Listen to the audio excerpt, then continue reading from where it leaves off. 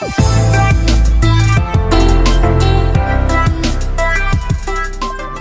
बच्चों, मैं धीरज कुमार साहू, भौतिक ज्ञान प्रवक्ता। आइए आज हम चलते हैं चाल और वेग के बारे में जानते हैं। इससे पहले वाले भाग में हमने दूरी और विस्थापन के बारे में जाना था। दूरी में हमने कहा था किसी वस्तु द्वारा तय किए गए पथ की संपूर्ण लंबाई क्या कहलाती थी, दूरी कहलाती थी, जो कि अदिश राशि थी। विस्थापन के बारे में कहा था प्रारंभिक स्थिति और अंतिम स्थिति के बीच की न्यूनतम लंबाई क्या कहलाया था, विस्थापन। आज चलते हम पहले जानेंगे चाल के बारे में। सबसे पहले हम किसके बारे में जानेंगे, चाल। चाल मीन्स स्पीड। स्पीड क्या होती है हम इसको समझें। किसी वस्तु की स्थिति की परिवर्तन की समय दर, दूरी की परिवर्तन की समय दर को हम क्या कहते हैं, चाल कहते हैं। दूरी परिवर्तन की समय दर को क्या कहते हैं, चाल कहते हैं। दूरी परिवर्तन की समय दर, दूरी परिवर्तन की समय दर यानी rate of change of distance is called the speed. क्या कहा, दूरी परिवर्तन की समय दर को क्या कहते हैं, चाल। समय दर, समय का भाग हो रहा है। सीधी सी बात है, चाल कभी भी निकालना होगा तो चाल कभी भी निकालनी हो, चाल बराबर दूरी बटे क्या होगा, समय होगा। हम इसको ऐसे भी कह सकते थे, एकांक सेकंड में तय की गई दूरी को क्या कहते हैं, चाल कहते हैं। एकांक सेकंड में तय की गई दूरी को चाल कहते हैं, या दूरी परिवर्तन की समय दर क्या कहलाती है, चाल कहलाती है। इसका मात्रक वाली बात कर लें तो सबसे पहले दूरी का मात्रक हमने मीटर पढ़ा, समय का मात्रक सेकंड, तो इसका मात्रक मीटर प्रति सेकंड होगा। विमा इसकी निकालें, विमा मीटर के लिए एल का प्रयोग करेंगे, समय के लिए टी का प्रयोग करेंगे, तो इसका विमीय सूत्र LT⁻⁻1 होगा। राशि कैसी है, यह राशि अदिश राशि है, इसमें कोई दिशा नहीं होती है, यह राशि क्या है, अदिश है।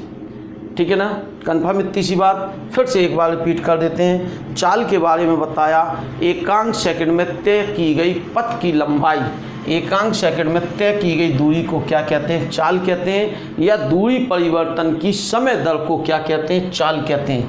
चाल बराबर जी, चाल को हम अगर व्यक्त करना चाहेंगे तो हम इसे किससे व्यक्त करेंगे, v से प्रदर्शित करेंगे। कौन सा अक्षर प्रयोग करेंगे, v प्रयोग करेंगे। ऊपर 3 नहीं लगा है, इसका मतलब यह अदिश राशि है। मात्रक मीटर पर सेकंड, विमा LT पावर क्या हो गई, -1। अब चाल के प्रकार जाने हम।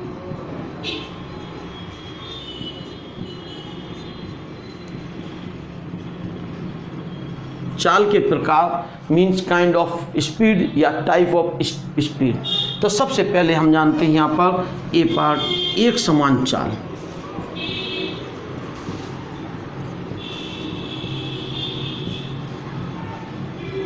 Uniform speed. एक समान चाल क्या होती है, जब कोई वस्तु निश्चित समय अंतराल में निश्चित दूरी तय करे, निश्चित समय अंतराल में निश्चित दूरी तय करे, या निश्चित दूरी तय करने में समय का मान क्या लगे, समान लगे, तो इस प्रकार की चाल को हम कौन सी चाल कहेंगे, एक समान चाल कहेंगे।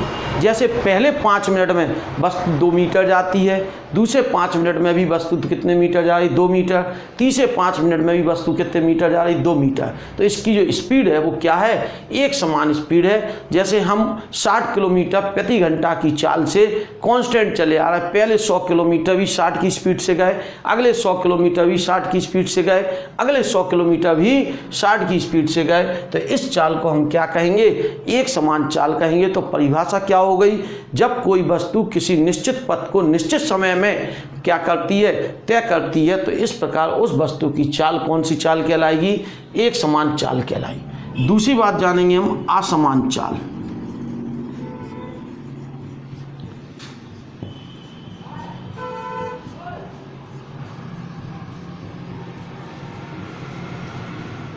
नॉन यूनिफॉर्म,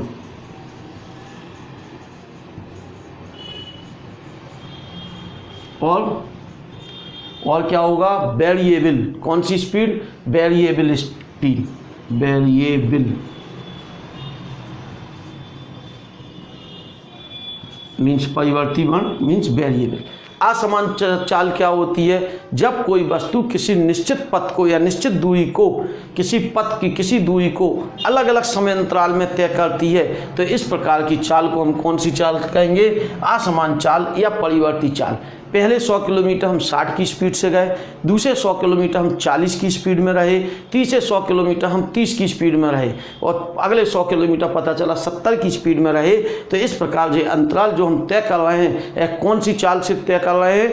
असमान चाल से तय कर रहे हैं। फिर से एक बार रिपीट करें, चाल के बारे में बताया, दूरी परिवर्तन की समय दर को चाल कहते हैं। चाल बराबर दूरी बटे समय, मात्रक मीटर पर सेकेंड, विमा L⁻⁻1, राशि क्या हो गई? अदिश। चाल के प्रकार में पहली चाल जानी एक समान चाल। जब किसी पथ को हम एक समान चाल मीन्स किसी दूरी के अंतराल को हम समान समय में क्या करें? हर बार तय करें। किसी भी दूरी को हम समान समय में तय करें तो उसकी चाल को हम क्या कहेंगे? एक समान। जब हम किसी पथ को विभिन्न चालों से विभिन्न समय अंतरालों में तय करते हैं, जैसे हमने बताया पहले कुछ दूरी इतने समय उतनी ही दूरी, अलग समय में उतनी ही दूरी, कुछ अलग समय, तो हर बार चाल हमारी क्या हो रही है? परिवर्ती हो रही है। इस चाल को हम क्या कहेंगे? परिवर्ती चाल या क्या कहेंगे? असमान चाल। फिर इसके बाद बात आती है औसत चाल। कौन सी चाल?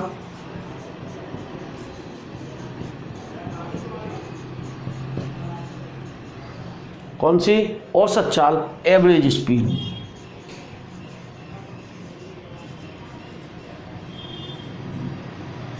इसे हम VAB से प्रदर्शित करेंगे।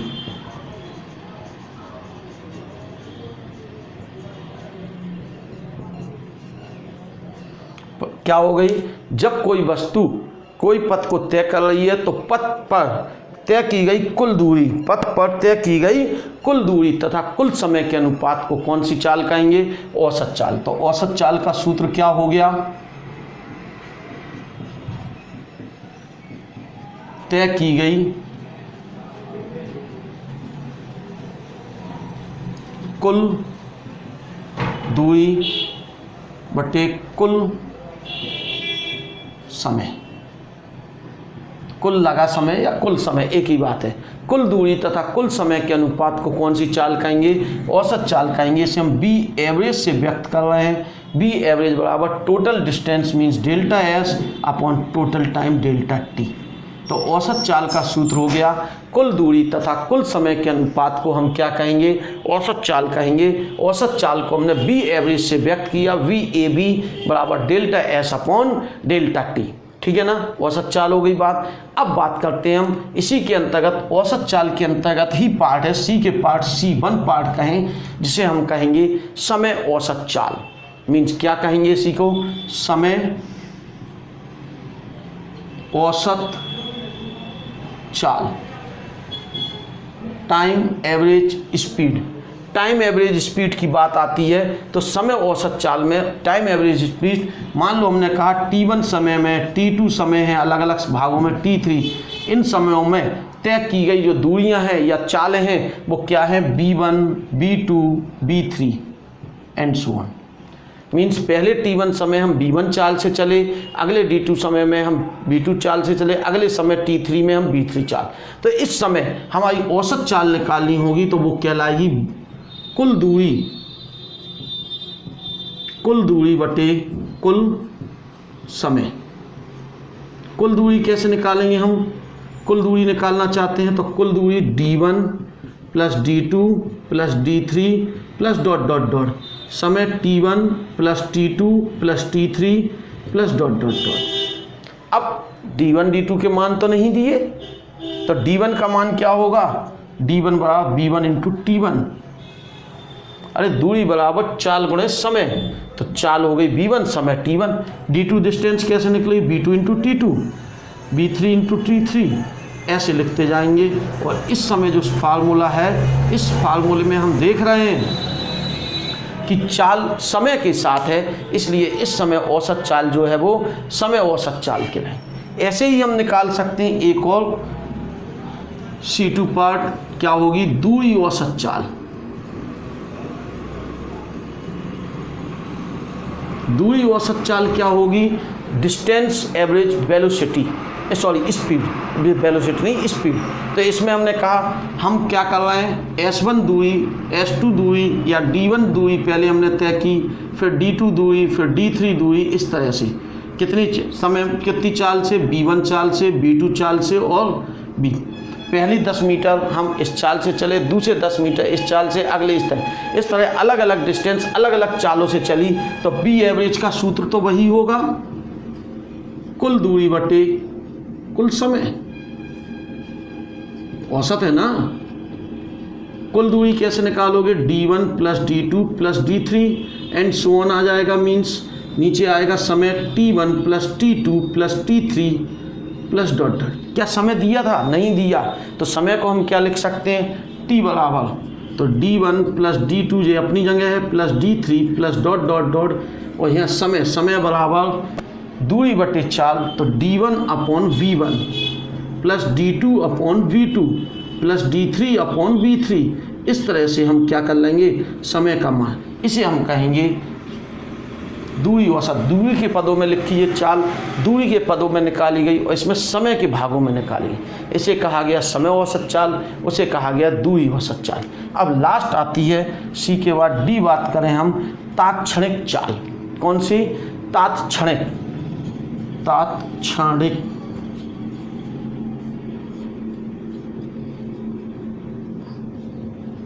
किस चाल के बारे में जान रहे हैं, तात्क्षणिक चाल मीन्स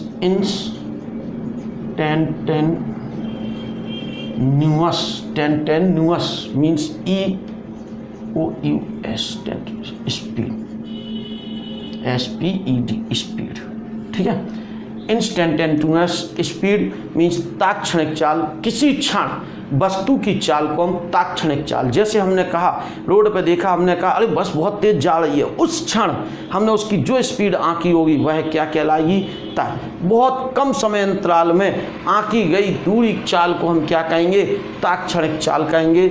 वह चाल कुछ समय, बहुत सूक्ष्म समय अंतराल में किसी क्षण वस्तु की चाल को हम तात्क्षणिक चाल कहते हैं। तात्क्षणिक चाल को हम चाहें तो इसको लिखना चाहते हैं तो V बराबर इसे लिखेंगे limit delta T tends to 0 delta S upon delta T, ऐसे लिख सकते हैं DS अपॉन DT।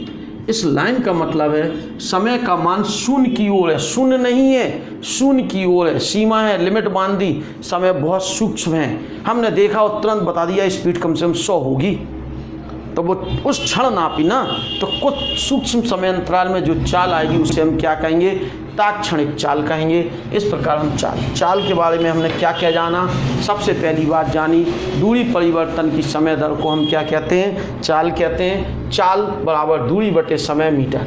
चाल के प्रकार एक समान चाल, जब कोई वस्तु किसी दूरी को या किसी समान समय अंतराल में समान चाल से चलती है तो इस प्रकार की चाल को एक समान चाल। जब कोई वस्तु समान समय में अलग अलग चालों से चल रही या समान भाग दूरी के समान भाग अलग अलग चालों से तय कर रहा है तो इस प्रकार की चाल को हम असमान।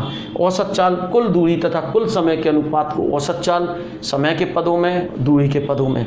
तात्क्षणिक चाल बहुत कम समय अंतराल में किसी क्षण वस्तु की चाल को क्या कहेंगे, तात्क्षणिक चाल कहेंगे। अब हम जानेंगे वेलोसिटी। किसके बारे में जानेंगे, वेलोसिटी के बारे में। चलते हैं आगे, चलिए अब चलते हैं हम, अभी हमने किसके बारे में जाना, चाल के, अब चलते हैं हम वेग के बारे में।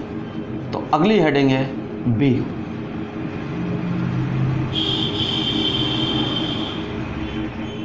वेलोसिटी विस्थापन में परिवर्तन की समय दर को वेग कहते हैं। उसे कहा था दूरी में, इसे क्या कहेंगे, विस्थापन में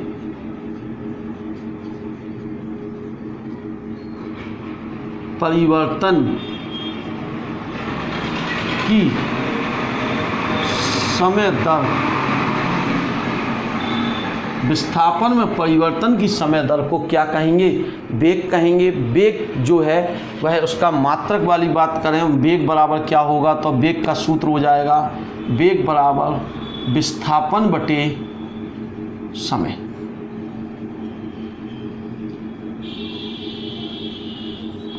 दोनों में अंतर दिख रहा है। वहाँ आया था दूरी मीन्स दिशा की आवश्यकता नहीं थी।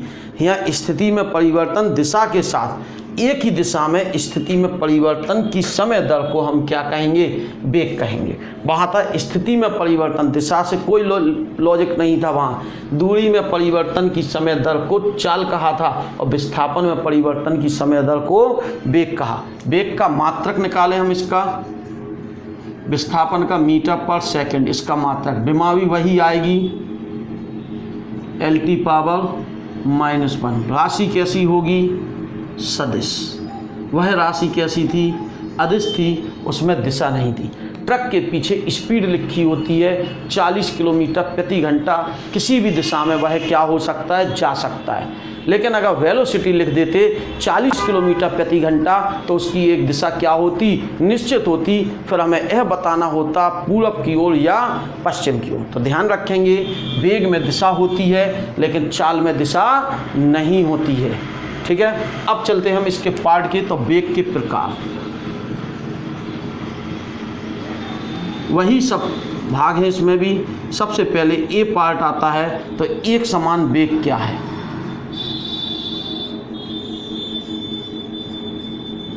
Means uniform velocity. एक समान वेग जब कोई वस्तु किसी निश्चित दिशा में निश्चित पथ को, निश्चित भाग को समान चाल से क्या होती है, समान दिशा में समान भाग से समान चाल से चलती है। तो इस प्रकार की चाल को हम क्या, इस प्रकार के वेग को क्या कहेंगे, एक समान। एक निश्चित दिशा में एक निश्चित विस्थापन निश्चित समय अंतराल में तय करे तो उसकी चाल कौन सी चाल कहलाएगी, एक समान वेग, सॉरी चाल नहीं वेग कहना चाहिए, एक समान वेग कहलाएगा। निश्चित विस्थापन को निश्चित समय में क्या करे, तय करे। एक निश्चित दिशा में निश्चित दूरी निश्चित समय में तय कर रही है कोई वस्तु, तो इस प्रकार के वेग उसे अपन क्या कहेंगे, वेग को एक समान वेग कहेंगे, यूनिफॉर्म। और असमान वेग क्या होगा,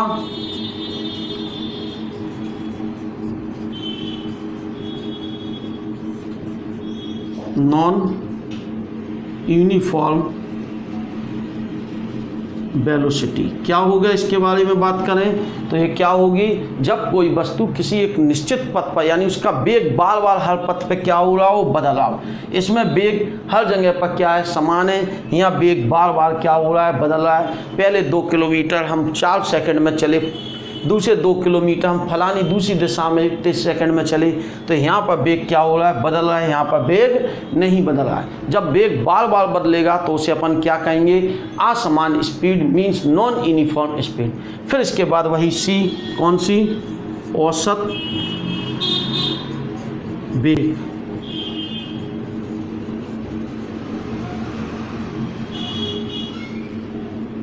एवरेज वेलोसिटी। औसत वेग क्या होगा, तो औसत वेग वाली बात आती है, कुल विस्थापन तथा कुल समय के अनुपात को क्या कहेंगे, औसत वेग कहेंगे। अब हम वेग को व्यक्त करने के लिए उसके ऊपर क्या लगा लेते हैं, हम तीर, सदिश राशि है, तीर लगाएं। तो V एवरेज कुल विस्थापन बटे कुल समय। कुल विस्थापन को हम delta S vector upon delta T भी लिख सकते हैं। तो औसत वेग वाली बात आएगी कभी भी तो इस तरह से। अगर हमसे कहा जाए कि T1 समय में हम x1 दूरी तय कर रहे हैं, x1 विस्थापन है, अगले T2 समय में विस्थापन कितना है, x2। पहले हम x2 जा रहे हैं, पहले हम x1 जा रहे हैं, फिर x2 क्या हो रहा है, वापस आ रहे हैं। तो ऐसे में विस्थापन घट के मिलेगा x2 माइनस x1। क्यों, विपरीत है। हम 40 मीटर जा रहे हैं, 3 मीटर वापस आए, तो प्रारंभिक स्थिति और अंतिम स्थिति कैसे निकालोगे, घटा के निकालेंगे। कुल समय दोनों को जोड़ेंगे। पहले 4 मीटर जाने में 3 सेकंड लगे, आने में मान लो 2 सेकंड लगे, तो कुल समय क्या होगा, 3 2 5 होगा। तो ध्यान रखेंगे, कभी भी वेग निकालना हो, औसत वेग, तो कुल विस्थापन ढूंढेंगे, मीन्स पहले हम नेट विस्थापन ढूंढेंगे और नेट विस्थापन बटे कुल समय हम ज्ञात करें। ठीक है, इसके बाद बात आती है तात्क्षणिक वेग, इंस्टेंटेनियस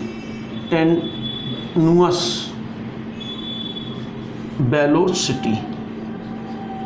ये क्या होती है, किसी क्षण वस्तु के वेग को तात्क्षणिक वेग कहेंगे। किसी क्षण हमने देखा वस्तु की दिशा सहित बता दी, यार काल बहुत तेज पूरब की ओर चली गई, देखा और तुरंत बता दिया, तो उसे हम कहेंगे तात्क्षणिक वेग कहेंगे। तो v एवरेज बराबर क्या होगा, limit delta t tends to 0 delta s vector upon delta t। हम इसको लिख सकते हैं ds वेक्टर अपॉन dt। अपकलन कर देते हैं, यानी विस्थापन का कभी भी अपकलन कर दें हमें किसका मान पता चल जाएगा, वेग का मान पता चल जाएगा। ध्यान रखेंगे विस्थापन का समय के सापेक्ष अपकलन, जो अपकलन है हम गणित में अभी पढ़ने वाले हैं। इसके बाद आपको हम कुछ अपकलन समाकलन सिखाएंगे गणित के, या पीछे वाला एक वीडियो हमने दिया उसमें अपकलन और समाकलन दिए हैं, तो आप वहाँ भी इसे देख सकते हैं।